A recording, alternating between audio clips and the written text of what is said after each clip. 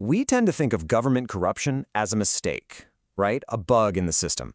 But what if it's not a bug at all?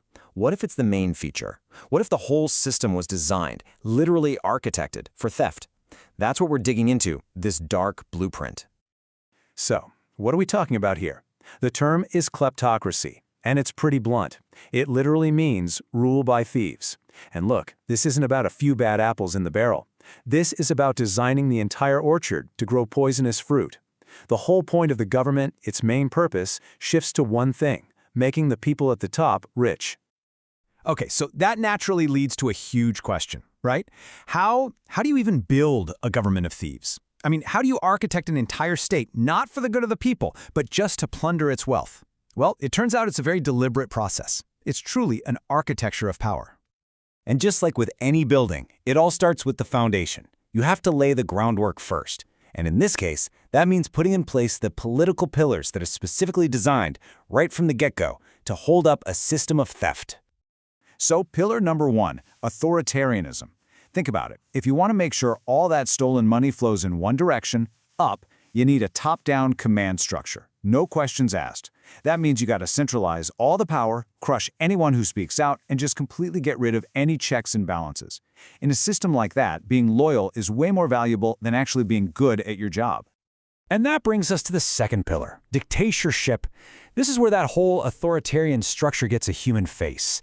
The leader, the dictator, basically fuses their own identity with the state. The country's bank account, its oil, its land, none of that is public property anymore. Nope, it's all treated like the dictator's personal piggy bank. And when you put them side by side like this, you can really see the twisted logic, can't you? A healthy, functioning state runs on things like principles, checks and balances, transparency. A kleptocracy takes all of that and just flips it completely upside down. Loyalty to the boss is what gets you paid, not sticking to your principles. Total control pushes out any kind of accountability. And the whole reason to be in government, it's not public service anymore. It's all about getting rich. Okay, so the foundation is in place. What's next? Well, now you build the machine on top of it.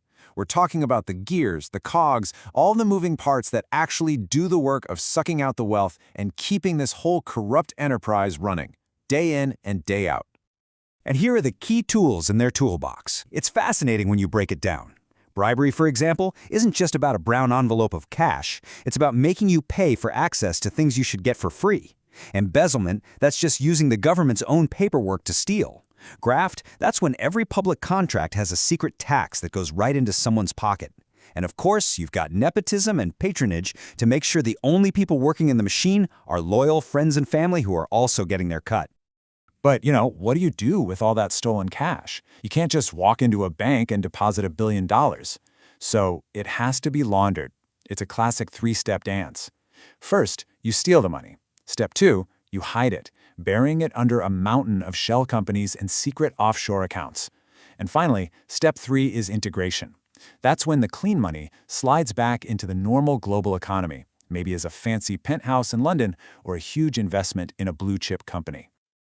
So, obviously, building a whole country on a foundation of theft, well, it has devastating consequences. This is absolutely not a victimless crime. The price for all this plunder, it's paid by every single person living there.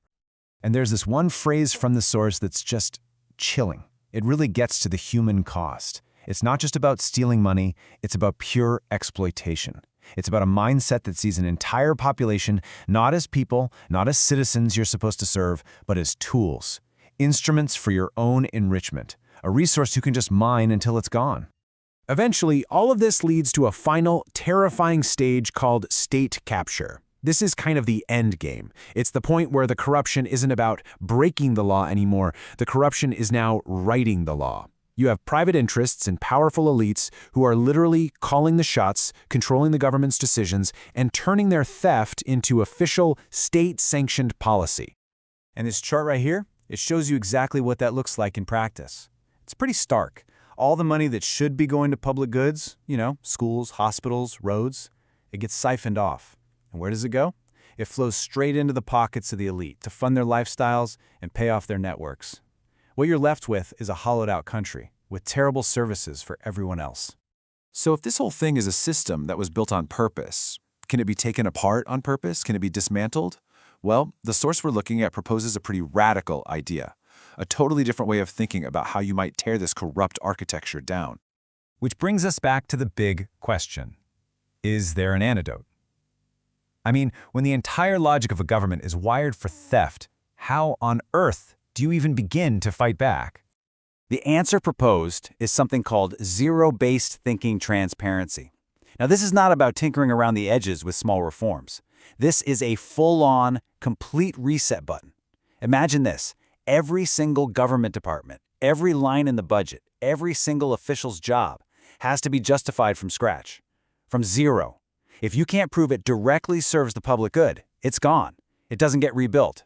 It's like making an entire government show its work, like in a math class. And that whole idea leaves us with one last, really powerful question. It's a question that works as both a way to diagnose the problem and as a call to action.